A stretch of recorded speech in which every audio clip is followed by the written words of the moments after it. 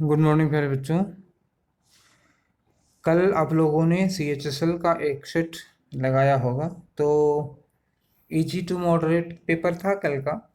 और आज भी कुछ ऐसे ही है। EG टू मॉडरेट 2018 के पेपर जो 19 में हो रहे हैं, वो लगभग सब ऐसे के ऐसे ही हैं।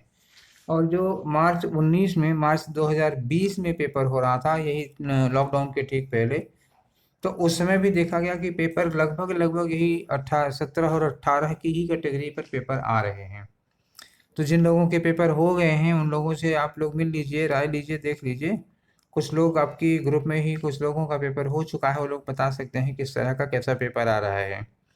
तो मुझे जो अनुमान मिला है, 2-3 पेपर जो हुए हैं उसमें तो यही पाए हैं कि 17 और 18 में जिस तरह का पेपर था, लगभग ऐसा ही इजी टू मॉडरेट पेपर आ रहा है अंग्रेजी का फिलहाल। और सब्जेक्ट का तो हम नहीं जानते। तो 17-18 के पेपर रिवाइज करना जिन लोगों का पेपर बचा है उनके लिए काफ़ी उपयोगी होगा। तो चलिए आज हम लोग कर रहे हैं CHSL का 2018 का वो पेपर जो 11 जुलाई 2019 को हुआ था मॉर्निंग शिफ्ट में। ठीक है, चलिए देखते हैं ये वाले पेपर में क्वेश्चन क्या पूछा गया था। पहला ही क्वेश्चन पूछा गया है जिसमें दिया है साइनोनियम पूछा है किसका, एक्यूरेट का। एक्यूरेट का मतलब क्या होता है, एकदम टू द पॉइंट। ठीक है। अब रियल का मतलब क्या होता है, वास्तविक। यहाँ टू द पॉइंट से मतलब नहीं है, यहाँ मतलब रियल का मतलब क्या होता है, असली। और जेन्युइन का मतलब क्या होता है, ऑथेंटिक, प्रामाणिक। और सिंसियर का मतलब क्या होता है, वफादार, विश्वास पात्र। तो एक्यूरेट का मतलब हो गया टू द पॉइंट। अब टू द पॉइंट का मतलब क्या हुआ, इधर उधर नहीं, सीधे मुद्दे की बात। तो रियल असली हो जाएगा, जेन्युइन प्रामाणिक हो जाएगा, सिंसियर जो होता है वो निष्ठावान हो जाता है।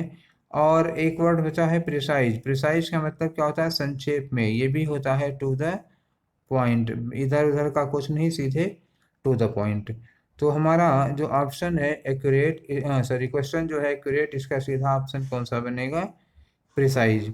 हालांकि आप लोगों को देखने में लग रहा होगा कि एक्यूरेट माने सही होता है, रियल माने भी सही, जेन्युइन माने। तो आप एक्यूरेट की मीनिंग अगर निकालेंगे कि सही, तो रियल और जेन्युइन भी आपको ठीक ही लगेंगे। लेकिन यहाँ बड़ा क्या कहते हैं, माइन्यूट डिफरेंस देखा जाएगा, वो कब कहाँ कौन यूज किया जाता है। तो एक्यूरेट का मतलब होता है टू द पॉइंट, इसीलिए उसका जो सिनोनियम होगा वो होगा प्रिसाइज। ठीक है। चलिए क्वेश्चन नंबर 2। तो क्वेश्चन नंबर 2 में देख रहे हैं कि एक फिलर दिया हुआ है। फिलर दिया हुआ, तो चलिए क्वेश्चन पहले पढ़ते हैं। क्वेश्चन लिखा है कि as he cross the desert, जब वो रेगिस्तान को पार किया, जैसे ही पार किया, ही नियरली डैश टू थ्रस्ट। तो कोई ऐसा ऑप्शन लेना होगा जिसके बाद टू लगता हो। थ्रस्ट मतलब प्यास। जब वो डेजर्ट को पार किया तो लगभग लगभग प्यास को डैश हो गया। व्हेन ही वॉज फोर्स्ड, क्योंकि वो लिखा है ना, वो he was forced to go, मतलब मजबूर था वो, टू गो विदाउट वाटर, बिना पानी पिए उसको चलना पड़ा था। कितना, 4 days and 5 nights, 4 दिन 5 रातें बिना पानी के चलता रहा, चलता रहा, चलता रहा मजबूरन। तो जब वो जैसे ही लगभग जिस डेजर्ट को पार किया था, तभी प्यास के मारे उसकी मृत्यु हो गई। तो सकम्ड टू थर्स्ट, एक ही ऑप्शन क्या बच रहा है, सकम्ड के बाद ही टू लग पाएगा और किसी के बाद लगता नहीं। तो चलिए इस लिहाज से देखते हैं, सबमर्ज्ड का मतलब क्या हुआ। सबमर्ज्ड का मतलब हुआ पानी में डूबा हुआ। तो पानी में डूबा हुआ जब हम लिखते हैं तो सबमर्ज्ड के साथ क्या लगाते हैं, इनटू। अब सर्वाइव्ड, सर्वाइव्ड का मतलब क्या होता है, सर्वाइव करना मतलब बच जाना, जीवित हो जाना। और सबसिस्टेड, सबसिस्टेड के बाद हम क्या लगाते हैं, आन या अपान यूज करते हैं। ठीक है। और सकम्ड के बाद क्या यूज करते हैं, टू। तो सकम्ड के बाद टू यूज करते हैं, और यहाँ पर टू लिखा हुआ है। सकम्ड टू का मतलब होता है किसी के आगे हार मान जाना, सरेंडर कर देना। तो वो क्या हुआ कि जब वो प्यास के आगे क्या लगा, यहाँ पे हार मान गया, सरेंडर कर दिया, मतलब प्यास से उसकी मृत्यु हो गई होगी। इसलिए सकम्ड के बाद टू लगेगा, तो आपका ऑप्शन होगा चौथा। चलिए नेक्स्ट क्वेश्चन है क्वेश्चन नंबर 3। क्वेश्चन पढ़ के देखते हैं। लिखा है most appropriate word for the given group of words. तो ये एक लाइन दी हुई है, इसके लिए आप एक वर्ड ढूंढिए। लिखा है कि वन हु ड्रॉज या प्रोड्यूसेस मैप्स, जो मैप बनाता है उसको क्या कहते हैं। तो प्रोफेशंस में आते हैं तो मैप बनाने वाले को कहा जाता है कार्टोग्राफर। ठीक है, तो और देख लेते हैं क्या है। फोटोग्राफर फोटो खींचने वाला, डिजाइनर आप जानते हैं, और ड्राफ्ट्समैन जो प्रारूप वगैरह तैयार करता है वो। कार्टोग्राफर कौन होता है, जो मैप तैयार करता है वो। ठीक है, इसका ऑप्शन हो गया 3। क्वेश्चन नंबर 4 की ओर हम आगे बढ़ते हैं। तो 4 में क्वेश्चन में पूछा क्या है, एरर पूछा है। ठीक है, तो यहाँ से देख लीजिए, तो ये देखिए लिखा हुआ है, इसमें एरर बताना है। तो क्वेश्चन लिखा हुआ है कि she was unable to produce sufficient evidences. बेटा ये एविडेंसेज जो लिख दिया यहीं पे गलत हो गया, ज़्यादा सोचने की ज़रूरत नहीं है, ये सीधे सीधे क्या लिखा है, एविडेंसेज लिखा है, और एविडेंसेज में कभी प्लूरल नहीं होता। तो बताए थे, सॉरी, नाउन की जो क्लास चल रही है, तो अभी आप लोगों को एक ही दो चीज़ें मिली हैं नाउन में। ठीक है, यही जो नाउन की क्लास चल रही है, इसी नाउन में आगे चल के आपको मिलने वाला है एक लिस्ट, जिसमें ये दिया होगा कि कुछ वर्ड्स ऐसे होते हैं जो हमेशा सिंगुलर में होते हैं, जिनमें एस लगा के आप प्लूरल नहीं बना सकते। उसी में जैसे फर्नीचर है, सीनरी है, पोइट्री है, एविडेंस है, इंफॉर्मेशन है, एडवाइस है, तो ये सब उसी में आते हैं। तो एविडेंस भी उसी भी कैटेगरी में आता है, एविडेंस का कभी एविडेंसेस नहीं होता। तो इसमें एविडेंसेस गलत है, और देखते हैं कि इस ऑप्शन में मिलता है एविडेंसेस, ये चौथे वाले ऑप्शन में मिला एविडेंस। ठीक है, तो एविडेंस का एविडेंसेस नहीं लिख सकते हैं, ये गलत है। ठीक है, ये टॉपिक नाउन वाले में ही है, अभी नाउन आप जो पढ़ा रहे हैं, नाउन के नंबर्स, तो इसी नाउन के नंबर्स वाले में ही ये क्वेश्चन आ जाएगा। ठीक है, अब ध्यान रखिएगा, जिस दिन पढ़ाएंगे उस दिन फिर याद दिलाएंगे। अगला क्वेश्चन है क्वेश्चन नंबर 5। क्वेश्चन नंबर 5 में लिखा है most appropriate meaning of the given idiom. एक मुहावरा दिया हुआ है, उसकी मीनिंग देनी है आपको। मुहावरा दिया है make short work of something. तो make short work of something का मतलब कोई काम है उसको आप बहुत जल्दी निपटा लेते हैं। ठीक है ना, मेक शार्ट का मतलब हुआ जल्दी से निपटाना, छोटा करना। समथिंग का मतलब कोई चीज़, तो किसी चीज़ को छोटा कर देना मतलब किसी काम को जल्दी से निपटा लेना। तो रिड्यूस द साइज, साइज छोटा करने की बात नहीं है, मतलब उस वस्तु की साइज नहीं कम करनी है, वो कोई कार्य है जिसको आप जल्दी निपटाते हैं। डिस्पोज ऑफ क्विकली, ये हो सकता है, डिस्पोज ऑफ क्विकली मतलब किसी काम को जल्दी निपटाना। शार्टन सम ड्रेस, ड्रेस मतलब कोई ड्रेस है जो बड़ी है उसको छोटा कर दे रहे हैं, ये भी ऑप्शन है, ये आकार नहीं कम करना है। एडिट केयरफुली, ये आकार नहीं कम करना है किसी चीज़ का, कहा जा रहा है कि किसी काम को जल्दी निपटाना है, तो ये होगा डिस्पोज ऑफ क्विकली। चलिए हमारा अगला क्वेश्चन है क्वेश्चन नंबर 6, कहा गया है करेक्ट इनडायरेक्ट फॉर्म। तो करेक्ट इनडायरेक्ट फॉर्म में हमारे सामने 3 ऑप्शन तो दिख रहे हैं स्क्रीन पर। ठीक है, देखते हैं, 3 स्क्रीन में ऑप्शन मिलेगा, नहीं तो फिर चौथा भी देखा जाएगा, पहले क्वेश्चन पढ़ लिया जाता है। क्वेश्चन है the interviewer asked Ramesh. Interviewer ने रमेश से पूछा, क्या पूछा, do you have any idea about our products. तो हमें क्या क्या ध्यान देना होगा, आस्क्ड तो इन्होंने लगा ही रखा है, ये जो इन्वर्टेड कामा है इसकी जगह पर इफ लगना चाहिए। डू यू, यू किसके लिए लगा है, यू रमेश के लिए लगा है, तो यहाँ होगा ही। डू इधर जाएगा तो इसका क्या बनेगा, डिड बनेगा, और हैव होगा। तो अच्छा, डिड अगर हम हटा देंगे तो हैव का क्या हो जाएगा, हैड हो जाएगा, क्योंकि डिड की ज़रूरत नहीं है। पास्ट में जब ये चेंज होगा, पास्ट का अफर्मेटिव बनेगा तो उसमें डिड की ज़रूरत होती नहीं है, तो हैव की सेकंड फॉर्म, मतलब डिड हैव लगाने से अच्छा है हम क्या लगाएंगे, हैड। और ये जो आर लिखा है वो आर बदलेगा, आर किसके लिए लगेगा, इंटरव्यूअर के लिए लगेगा। तो इंटरव्यूअर के प्रोडक्ट का मतलब क्या हुआ, अब देखिए लगा है आर और इंटरव्यूअर एक है, तो चूंकि एक है तो इसकी जगह पर प्लूरल हो जाना चाहिए। ठीक है ना, भले ही इंटरव्यूअर एक है, लेकिन ये किसकी ओर से बोल रहा है, आर की ओर से।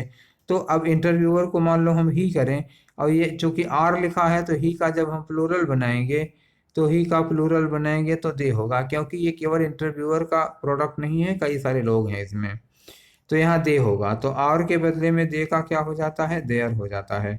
अब वो आपको समझ में आएगा कहाँ कहाँ चेंज करना है, यहाँ चेंज करना है, हैव का चेंज करना है, और ये देयर का चेंज करना है। ये तीनों चीज़ें अगर हमें मिल गई तो ऑप्शन हमारा हो जाएगा। अब देखिए यहाँ पे आस्क्ड लिखा है, यहाँ पे दैट लिखा है, और आस्क्ड वाले में दैट नहीं लगता, पहला ऑप्शन गया। अब बहुत ज़्यादा मत सोचने लगी उसमें क्या क्या गलत है, ये गलती आपको मिल गई, ये गलती मिल गई तो ऑप्शन छोड़ दीजिए आप। दूसरा है interviewer asked Ramesh if they, तो यहाँ देखिए यहाँ क्या लिखा है, दे, और यहाँ लिखा है यू, यू कौन हो गया, रमेश हुआ, तो रमेश के लिए दे लगाने की कोई ज़रूरत नहीं है, बस बात खत्म यहीं पे। तो अब ये मैंने सोचा करिए कि हम और आगे बढ़ते हैं, पूरा देखें। अगर आपको ऑप्शन जहां गलत नजर आ गया वहीं से छोड़ के उसको दूसरे ऑप्शन पर आ जाइए। तीसरा ऑप्शन दिया हुआ है द इंटरव्यूअर आस्क्ड रमेश, यहाँ तक ठीक है। इफ ही हैव, देखिए ये हैव लगा हुआ, तो चूंकि ये आस्क्ड पास्ट में है ये हैव नहीं होगा। तीनों ऑप्शन आपके गलत हो गए, चौथा हमने पढ़ा नहीं लेकिन सही कर दिया। फिलहाल आप अगर चाहें तो पढ़ के देख लेता हूँ। आस्क्ड लगा, इफ लगा, और देखिए ये हैड लगा, और ये देखिए यहाँ पर प्रोडक्ट्स की जगह पर देयर लगा है। तो चार की जो ये पॉइंट, ये पॉइंट, ये पॉइंट, ये पॉइंट, तीनों करेक्ट हैं। ठीक, कोई डाउट नहीं? ठीक है, आप नहीं बोलेंगे तो हम खुद ही बोलेंगे ना। तो select the most appropriate word to fill in the blanks. ठीक है, फिल इन द ब्लैंक्स के लिए अप्रोप्रिएट वर्ड चुनना है। पहले क्वेश्चन पढ़ लें। Once again, higher food inflation, ध्यान दीजिएगा कि हायर फूड इन्फ्लेशन मतलब खाने पीने वाली चीज़ों की कीमत महंगी है। आगे लिखा इन कम्बिनेशन विद, खाने पीने, फूड इन्फ्लेशन हुआ, खाने पीने की चीज़ें महंगी हुई, और इन कम्बिनेशन विद का मतलब प्लस, प्लस क्या हो गया, फ्यूल पावर, फ्यूल और पावर मतलब क्या हुआ, तेल पेट्रोल इन सब चीज़ों की कीमत महंगी हो गई, पावर बिजली की भी कीमत महंगी हो गई। तो ये सारी चीज़ें मिल के होल सेल इन्फ्लेशन को क्या करेंगी बताओ। अच्छा एक चीज़ बताइए, जब हर चीज़ महंगी हो जाएगी, जैसे ये महंगा हो गया और फ्यूल महंगा हो गया, पावर महंगी हो गई, तो डिमांड बढ़ेगी कि घट जाएगी? जब चीज़ महंगी हो जाती है तो उसका डिमांड घट जाती है। तो डिमांड बढ़ने पर महंगी होती है, लेकिन जब वो महंगी हो जाती है उसके बाद डिमांड घट जाती है। तो जब डिमांड घट जाएगी तो होलसेल इन्फ्लेशन क्या हो जाएगा, डाउन हो जाएगा। ठीक, अब सोचिए, कीमतें मतलब वस्तुएं, अच्छा रुकिए ऐसे देखते हैं, जो वस्तुएं हैं, वस्तुओं की कीमत बढ़ेगी तो डिमांड क्या हो जाएगी, घटेगी। तो होलसेल सप्लाई क्या हो जाएगी, घट जाएगी, डिमांड हो जाएगी। तो इसका मतलब क्या हुआ, ये सब चीज़ें इसके मार्ग में क्या कर रही होंगी, बाधा। इनसाइट माने अंतर्दृष्टि, इम्पीटस, इम्पीटस माने बाधा, और इंस्पिरेशन माने प्रेरणा, इम्प्रेशन माने अच्छा प्रभाव। तो क्या होना चाहिए, होना चाहिए बाधा डाल रहा है, क्योंकि इन सब का कोई कंटेक्स्ट नहीं है। ठीक है, तो हमारा इसका ऑप्शन क्या हुआ, 2। चलिए अगला क्वेश्चन देखते हैं, और क्वेश्चन है कॉम्प्रिहेंशन। तो बेटे कॉम्प्रिहेंशन उधर 2018 का जो पेपर 19 में हुआ था, इसमें कॉम्प्रिहेंशन के नाम पर क्लोज टेस्ट पूछा गया था। तो चलिए क्लोज टेस्ट है, पहले हम पढ़ लेते हैं। अच्छा हाँ, आज हमने एक काम किया है कि ये जो क्लोज टेस्ट है, ये जो पैसेज है, पैसेज सारे क्वेश्चन के ऊपर मैंने रख दिया है ताकि आसान रहे, आपको ज़्यादा स्क्रॉल न करना पड़े। तो देखिए हम पढ़ लेते हैं। पहला दिखा हुआ है यहाँ पर, पहले खाली जगह के बाद लिखा है 50 किलोमीटर फ्रॉम वारंगल इन तेलंगाना। तेलंगाना में वारंगल एक जगह है, वहाँ से कुछ किलोमीटर दूर, 50 किलोमीटर के करीब दूर एक पाखल झील है। Dash to be playing host, तो ये जो झील है वो मेहमान नवाजी करती है to dash wide variety of flora and fauna, मतलब बहुत तरह के वहाँ क्या कहते हैं, वनस्पतियाँ और जीव जंतुओं, एक बड़ी बड़ी लार्ज वेराइटी है। तो ये जो लिखा है ना वाइड वेराइटी, यहाँ क्या लगेगा, अवाइड वेराइटी, ये तो फिक्स हो गया, यही लगेगा ही। A wide variety of flora and fauna को वो क्या करता है, वहाँ पे स्वागत करता है वो झील। आगे लिखा हुआ है dash season, flora and flora dash season, किस सीजन में देख लेते हैं, हर सीजन में या इस सीजन में। Wetland birds from north and central India, यहाँ की जो वेटलैंड बर्ड्स होती हैं जो मतलब पानी में नमी में रहती हैं, कम डैश साउथ, आती हैं साउथ, मतलब क्या हुआ, दक्षिण की ओर।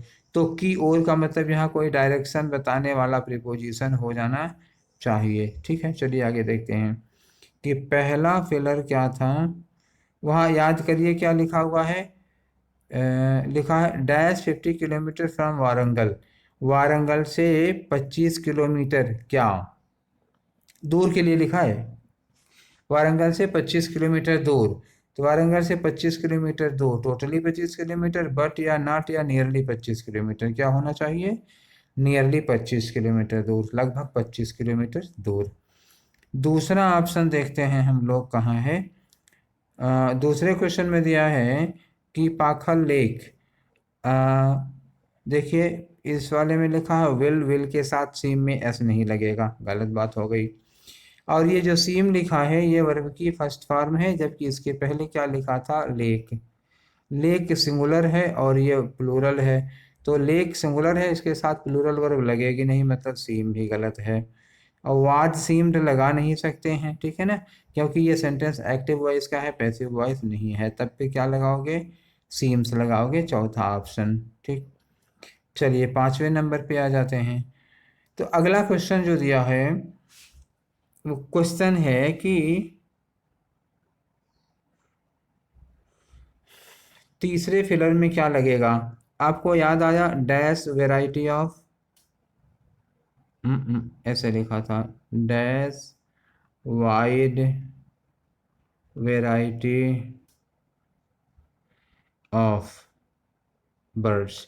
तो वाइड वेराइटी ऑफ बर्ड्स, तो इसके पहले क्या लगता है पता है ना, a wide variety of words, ये फिक्स है।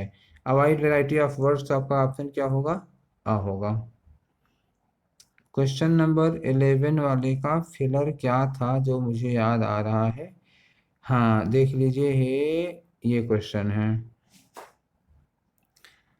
प्लेइंग होस्ट टू, यहाँ लिखा क्या था, a wide variety of flora and fauna dash season. तो डैश सीजन का मतलब क्या हुआ, इस सीजन, इस सीजन का मतलब क्या लगना चाहिए यहाँ, दिस सीजन, ठीक है।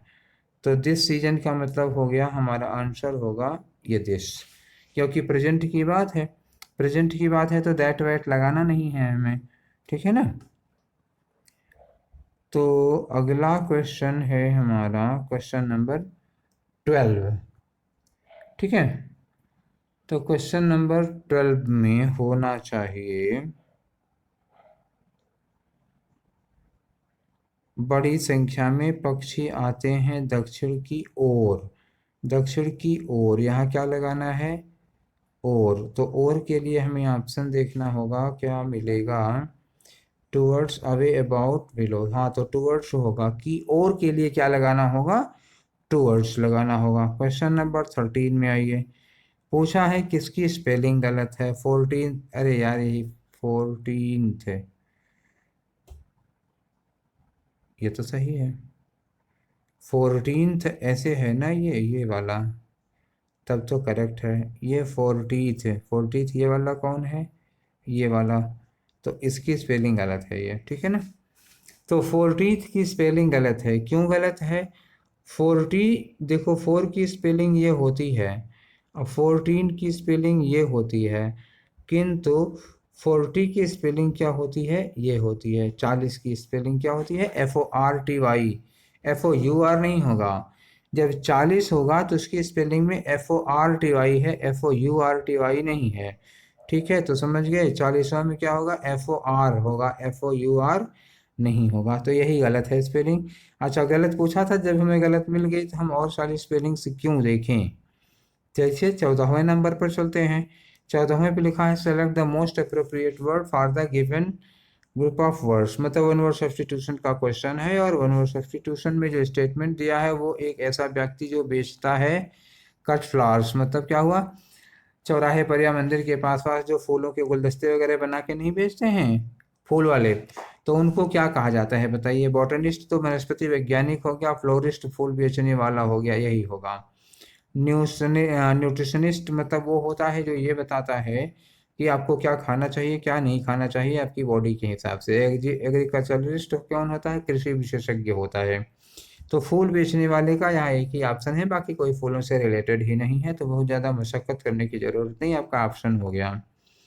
क्वेश्चन नंबर 15 में आते हैं, आपको बताना है साइनोनियम, और साइनोनियम किसका बताना है, डेडिकेशन का, और डेडिकेशन का मतलब क्या होता है, समर्पण, किसी चीज़ के प्रति समर्पित।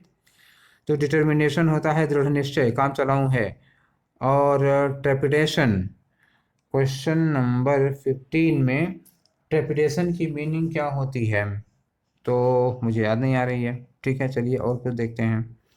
कमिटमेंट, तो कमिटमेंट का मतलब क्या होता है, कमिटमेंट भी होता है समर्पण, किसी चीज़ के प्रति हमारा समर्पण, अब समझ में आ गया।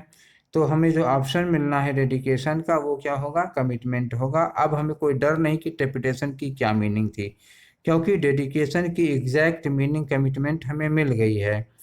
तो अगर हमें इसमें नीचे की मीनिंग समझ में ना आती तब हमें रिस्क लगता, लेकिन अब रिस्क नहीं है, रेपुटेशन की मीनिंग हमें नहीं भी पता है तभी कोई बात नहीं, क्योंकि कमिटमेंट एग्जैक्टली डेडिकेशन की मीनिंग है और कंटेंटमेंट माने संतुष्टि होती है। तो हमारा ऑप्शन कौन सा होगा? 3। चलिए क्वेश्चन नंबर 16 में आ जाते हैं। ठीक है, अरे आप लोग परेशान मत होइएगा भाई, कभी कभी किसी किसी वर्ड्स की मीनिंग हम लोगों को भी नहीं आती है। अच्छा, ट्रिपिटेशन की मीनिंग मालूम है, बस अचानक से अभी अभी नहीं ध्यान आ रही है कि उसकी क्या मीनिंग होती है, कोई बड़ा इशू नहीं है, देख लीजिएगा आप लोग डिक्शनरी में। तो मैनेजेबल की स्पेलिंग बतानी है, कौन सी करेक्ट स्पेलिंग है, क्योंकि चारों मैनेजेबल लिखा है। तो मैनेजेबल की स्पेलिंग में आपको क्या करना होगा कि पहले आप मैनेज लिख दीजिए, मैनेज लिख दिया तो मैनेज के बाद आप एबल जोड़िएगा। अब कभी कभी ऐसा होता है कि जब एबल जोड़ने लगते हैं तो ये लास्ट वाला हट जाता है, लेकिन मैनेजेबल में ऐसा होता नहीं है, मैनेजेबल में ये ई हटता नहीं है, लिखा रहता है। ठीक है, तो देख लीजिए पूरा का पूरा मैनेज लिखा हो ई तक, उसके बाद एबल लिखा हो जिसमें वही स्पेलिंग सही होगी। चलिए फाइंड आउट करते हैं। ऊपर वाले में मैनेजेबल में देखिए मैनेज तक तो लिखा हुआ है लेकिन एबल का ई काट दिया, ठीक है ये नहीं होगा। दूसरे वाले में देखिए मैनेज ये लिखा हुआ है, नहीं गलत हो गया, मैनेज में स्पेलिंग एम के बाद ई लगा हुआ है। तीसरे में देखिए मैनेज ठीक लिखा है ना, MANAGE, या इधर एबल लिखा हो तो तीसरा वाला होगा। तब चौथे में क्या गलती हो गई कि यहाँ मैनेज में जी के बाद ई हटा दिया है, इसलिए ये भी गलत हो गया। तो 16वें का हमारा आंसर हो गया क्या? तीसरा। चलिए 17वां क्वेश्चन देखते हैं क्या है ये।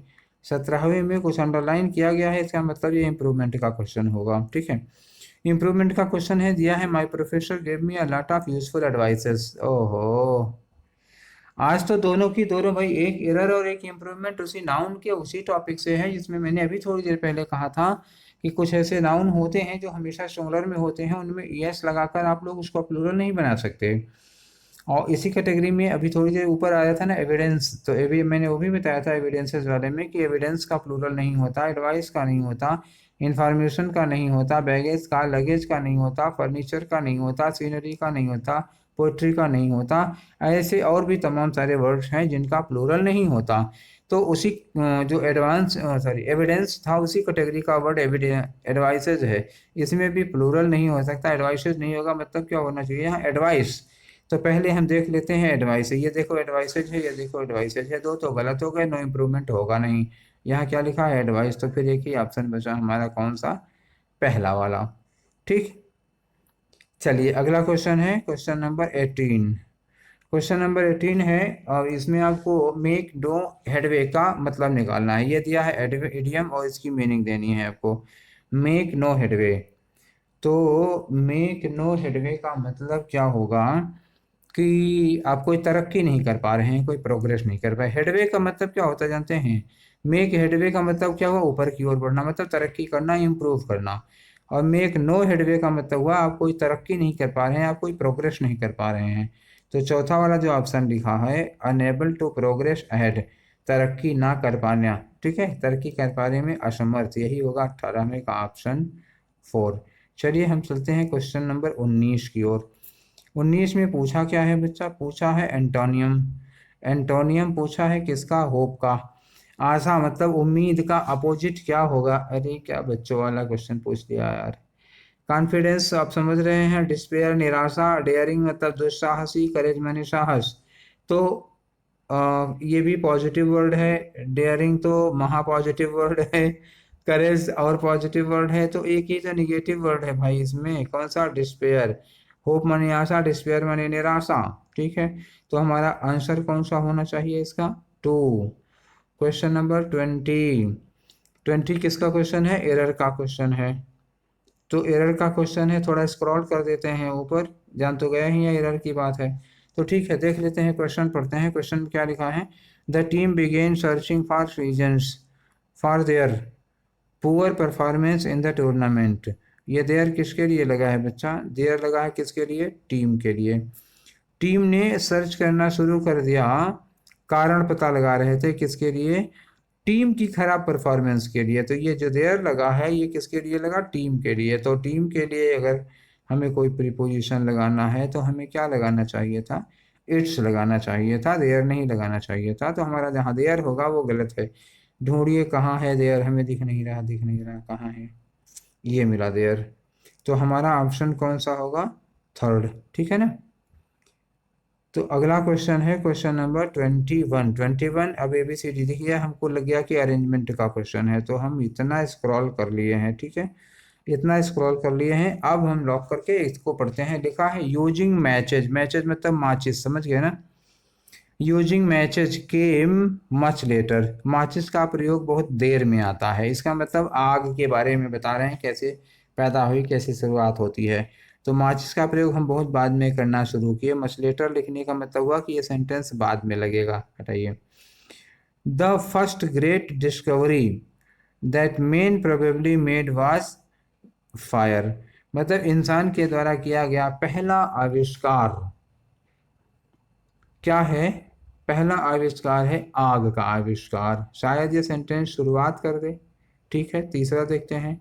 इन ओल्डन टाइम्स, प्राचीन काल में, fires were made by rubbing two flint against each other, spark पैदा होती थी, ठीक है, दो पत्थर आपस में रगड़ते थे तो उससे चिंगारी निकलती थी। एंड दिस स्पार्क, देख ओहो एक क्लू मिला बेटा, ये लिखा है दिस स्पार्क। दिस स्पार्क का मतलब क्या हुआ, पहले कहीं चिंगारी निकली, ये चिंगारी कहाँ है, ये आई स्पार्क, इसमें लिखा आई स्पार्क, यहाँ लिखा दिस स्पार्क। तो दिस स्पार्क आई स्पार्क के पीछे पीछे पीछे पीछे, यानी कि सी के बाद डी लगना तय है, ठीक, सी के बाद डी लगना तय है। चलिए ऑप्शन देखते हैं, सी डी किसमें लगातार हमको मिल जाता है। यहाँ हमको मिल गया सी डी, यहाँ हमको सी डी मिला नहीं, यहाँ हमको सी डी मिला नहीं, यहाँ हमको सी डी मिला नहीं, हो गया आंसर हमारा। कौन सा आंसर कौन सा होगा, पहला होगा। आप गारंटी है, चाहे जो आप ढूंढ कर देख लीजिए। जब हमें ये पता लग गया कि हमारा सी के बाद डी होना हर हाल में तय है, क्यों होना हर हाल में तय है, आप देख लीजिए ना। यहाँ लिखा है अ स्पार्क वाज प्रोड्यूस्ड, और यहाँ लिखा है दिस स्पार्क सेट फायर, एक चिंगारी उठती थी और ये चिंगारी आग लगाती थी। अब बताओ, तो ये तो क्रम में लगा है, आई स्पार्क और दिस स्पार्क आगे पीछे लगना चाहिए था। हम सी के बाद डी को फॉलो करते हुए ऑप्शन देखें, एक ही ऑप्शन में अवेलेबल था बस, और किसी में था ही नहीं, काम खत्म, ठीक है। तो आपको ऊपर वाले ने सबसे ऊपर शरीर में एक खोपड़ी बना रखी है, खोपड़ी के नीचे एक दिमाग दे रखा है, उस दिमाग का उपयोग किस लिए करते हैं, इसीलिए ना कि आपको पहलों की तरह मेहनत ना करनी पड़े, बुद्धि का प्रयोग करिए, ठीक है। तो क्वेश्चन नंबर 22 में पूछा क्या है, एंटोनियम। एंटोनियम किसका पूछा, एब्स्ट्रैक्ट का। एब्स्ट्रैक्ट का मतलब क्या होता है, अमूर्त, जिसे हम छू नहीं सकते, परसीव नहीं कर सकते, महसूस किया जाता है। तो इसका अपोजिट एब्स्ट्रैक्ट, अमूर्त जिसका ठोस शरीर नहीं होता, वेज होगा नहीं, इंटेंजिबल जो महसूस नहीं किया जा सकता, इंटेंजिबल का मतलब जो महसूस नहीं किया जा सकता, एल्यूसिव हो जाता है, भ्रमात्मक। और कंक्रीट का मतलब क्या हुआ, ठोस, ठोस जिसे हम हाथ में पकड़ सकते हैं। और एब्स्ट्रैक्ट का मतलब जिसे छू के महसूस नहीं कर सकते। अपोजिट क्या होगा इसका, कंक्रीट। चलिए ये ऑप्शन भी हो गया, इनका भी मामला निपट गया। फिर रीअरेंजमेंट का क्वेश्चन है, तो हम फिर पा गए ये चारों। देखिए लिखा है we had already covered half the distance when we reached three road junction, ठीक है ना। इन्होंने कहा हम आधी दूरी तय कर चुके थे जब हम पहुंचे थ्री रोड जंक्शन, का मतलब हुआ एक तिराहे पर पहुंचे, ठीक, थ्री रोड जंक्शन मतलब हुआ एक तिराहे पर पहुंचे, ठीक है। दो लोग हैं, वी लिखा है तो दो लोग तीन लोग होंगे, ये जा रहे हैं कहीं पर, एक तिराहे पर पहुंचते हैं। तो देखिए तिराहे पर क्या होता है, I was worried it might pounce on us, अब मुझे चिंता हो रही थी कि ये हमारे ऊपर टूट पड़ेगा। इट किसके लिए लगा, ये हमारे ऊपर टूट पड़ेगा, इस इट का पता लगाएं, ये इट कौन है, क्योंकि जब तक इस इट का पता नहीं लगा लेते हैं तब तक ये बी वाला सेंटेंस लगाने का कोई जरिया नहीं मिल रहा है, ठीक है। और सी में लिखा है but thankfully we picked up speed, शुक्र की बात है कि हमने स्पीड पकड़ ली, इट गाट लेफ्ट बिहाइंड, फिर आया इट, कौन वाला इट, यही वाला इट ये भी है। और अभी हमें मिला नहीं कि ये इस किसकी बात कर रहे हैं इट में। चलिए देखें, हो सकता है डी में मिल जाए। अब बार्किंग डॉग मिल गया ना आपको, किसके लिए इट लगा है, लगा है अ बार्किंग डॉग, एक कुत्ता। Began to chase the bike, अब लो, एक अचानक एक कुत्ता भौंकते हुए इनकी बाइक के पीछे लग गया। कहानी को समझ में आई।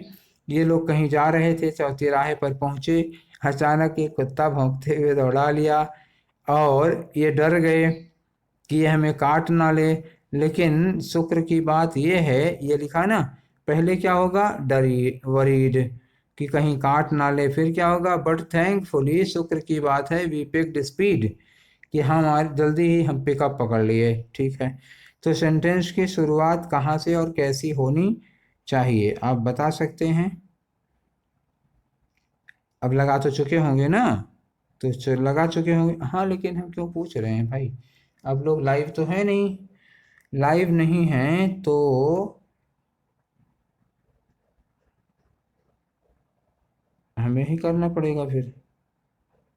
सबसे पहले होगा कि ये चौराहे पर पहुंचेंगे, सबसे पहले किसी चौराहे पर पहुंचेंगे, तब क्या होना चाहिए, अचानक एक कुत्ता भौंकता हुआ इनका पीछा करेगा, फिर ये जाएंगे, डर तो मतलब होना चाहिए ए पहले, फिर क्या होना चाहिए, डी होना चाहिए, फिर क्या होना चाहिए, बी होना चाहिए।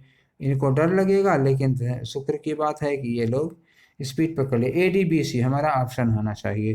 तो ए डी बी सी देखें कौन सा ऑप्शन है, कोई कि नहीं है भाई, ए डी बी सी ये मिल गया। अरे रुको भाई, ए डी बी सी ये हमारा ऑप्शन है 4। चलिए क्वेश्चन नंबर 24 में चलते हैं। क्वेश्चन नंबर 24 में पूछा क्या गया है, पैसिव फॉर्म।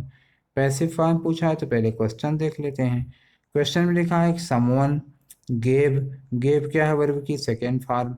सेकेंड फॉर्म का पैसिव वॉइस कैसे बनेगा बताइए, याद है कल भी आया था, वाज वर्ब के साथ वर्ब की थर्ड फॉर्म। तो सबसे पहले भैया हम यही करने जा रहे हैं कि हम वाज वर्ब के साथ वर्ब की थर्ड फॉर्म ढूंढेंगे। अगर वो मिल गया और एक ही ऑप्शन में मिला तो हमारा झंडा गड़ गया हिमालय पर, अगर दो ऑप्शन में मिल जाएगा तो ठीक है, देखेंगे, ज़्यादा उम्मीद है कि एक ही ऑप्शन में हमें मिल जाएगा आंसर। वाज वर्ब के साथ थर्ड फॉर्म, ये देखिए हैज़ दिया है कटा, ये इज दिया है कटा, ये हर्ट दिया है कटा, देखिए हमारा झंडा जीत गए ना। तो कोई ज़रूरत नहीं है सारे ऑप्शन करने की, देखो ऐसे ही हो गया, काम खत्म। चलिए क्वेश्चन नंबर 25। 25 में कुछ पोर्शन अंडरलाइन किया गया है तो इसका मतलब इम्प्रूवमेंट पूछा गया होगा, स्टेटमेंट की कोई ज़रूरत नहीं पढ़ने की। ये देखो लिखा है मिनिस्टर, द मिनिस्टर प्रॉमिस। देखो एक तो मिनिस्टर सिंगुलर सब्जेक्ट, सीधे प्रॉमिस नहीं लगेगा, या तो प्रॉमिसेज या तो प्रॉमिस्ड। दूसरा लुक्ड इनटू, देखो टू के बाद क्या लगना चाहिए, लुक इनटू, वर्ब की फर्स्ट फॉर्म आनी चाहिए, तो प्रॉमिस्ड। देखो ये टू के बाद अगर हम पकड़ते हैं तो लुक्स नहीं होगा, और टू के बाद ये लुकिंग नहीं होगा, तो टू के बाद क्या लगेगा, ये लगेगा लुक इनटू, क्योंकि टू के बाद लगती है वर्ब की फर्स्ट फॉर्म। बाकी सारे ऑप्शन गलत, एक लौता ऑप्शन बचा है ये चौथा। ठीक है, तो देखो ये 25 क्वेश्चन हम लोग कर लिए हैं जल्दी से, और इसी तरह से हम लोग रोज एक एक सेट करते रहेंगे, बीच बीच में बदलते भी रहेंगे भाई, लगातार 6 दिन एसएससी का ही सेट नहीं करेंगे, आप लोग ऊब जाएंगे। तो ठीक है, चलिए देखो कल क्या करते हैं, हो सकता है एसएससी का ही प्रैक्टिस सेट कराएं, नहीं तो सोच रहा हूँ बैंक का वो करा देने के लिए, स्टार्टर वगैरह या सेंटेंस फिलर टाइप की कोई चीज़ बीच बीच में, अब टेस्ट बदलते रहिए, नहीं तो रोज़ पूड़ी खा खा के ऊब जाएंगे। ठीक है, तो thank you very much for watching this video. We will meet tomorrow with a new segment. Till then.